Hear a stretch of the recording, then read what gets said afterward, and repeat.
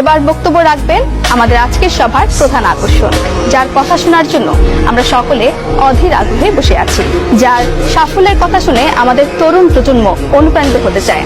তিনি আর কেউ নন, আমাদের সকলের প্রিয় জনাব মাহির চৌধুরী। তো কারা কারা লাইফে চাকরি করতে চাও? হাত তুলো। বাহ, সবাই হাত তুলেছে, শুধুমাত্র তুমি আর তোমরা তিনজন বাদে, রাইট? তোমরা তিনজন চাকরি না করে কি করতে চাও? বিজনেস। ওকে, তাহলে বাকিদেরকে একটা সাজেশন দেই, তোমরা আজকেই তোমাদের সিভি গুলো এই তিনজনকে দিয়ে রাখো, কারণ একটা সময় এই তিনজনের কাছেই তোমাদের যেতে হবে চাকরির জন্য। আরে ফিউচার এন্টারপ্রেনার্স, কি অবস্থা? স্যার কিছু বলতে চাই। হ্যাঁ বলো না। আমরা আসলে আপনার সাকসেসের গল্পটা শুনতে চাই। আমার গল্প। Welcome to batch number. আমার মাথায় খালি বিজনেসের চিন্তা। কেন? তুমি নিজে চাকরির জন্য ট্রাই করলে কি হয়? আমি চাকরির জন্য কেন ট্রাই করবো? আমি তো চাকরিই করবো না। আমি তো অনেক আগে থেকে তোমাকে বলছি যে আমি বিজনেস করবো, and I want to be a very very successful entrepreneur.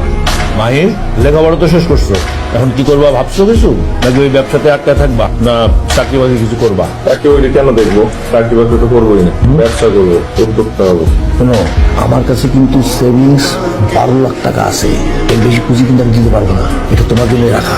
হ্যাঁ, তোমার মা কিন্তু জানে না, বুঝছো? হ্যাঁ।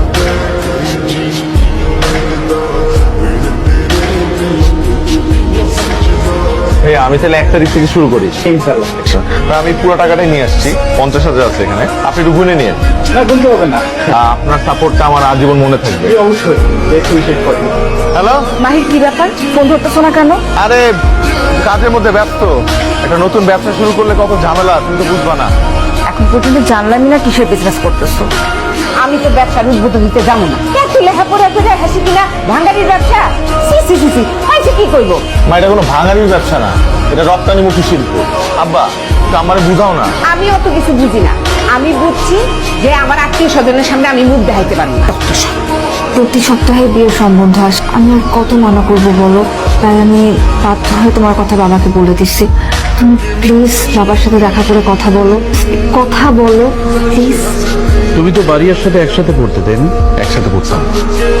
গ্রাজুয়েশন তো শেষ, এখন কি করার কথা ভাবছো? ব্যবসা, আমি অলরেডি একটা ব্যবসা শুরু করেছি, খুব ভালো যাচ্ছে আলহামদুলিল্লাহ। ব্যবসা? কি ব্যবসা করার কথা ভাবছো? ফ্লেক্স এক্সপোর্টের বিজনেস। ফ্লেক্স মানে হচ্ছে, জানি তোমার সাথে আমার কথা শেষ। হ্যালো, কি হয়েছে? আমার বিয়ে ঠিক হয়ে গেছে মাহির। বিয়ে ঠিক হয়ে গেছে মানে কি বলতেছো? কোথেকে এক ইঞ্জিনিয়ার ছেলে ধরে আনছে, হ্যান্ডসাম স্যালারি, ব্রাইট ফিউচার। আমি তো তোমাকে কতবার বললাম, চাইলাম বাবা চাকরিজীবী ছেলে ছাড়া আমাকে বিয়ে দিবে না। আমার মনে হয় কি জানো, এই বিয়েতে তোমার বেশি একটা অমত নাই। মাহির, গুড বাই, আর কখনো আমি তোমাকে ফোন করবো না। ভালো থেকো।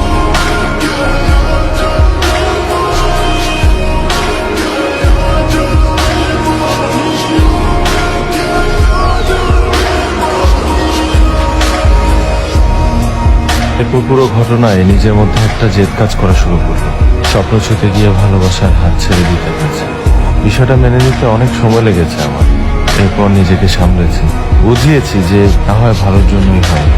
আজকে আমি মাহির গ্রুপ অফ ইন্ডাস্ট্রিজের মালিক। দেখো, আমি আসলে জানতাম না যে রাজীব। বলতে হবে না, আমি জানতাম। তুমি জানতে? নিজের স্বামীর বসের নাম জানবো না?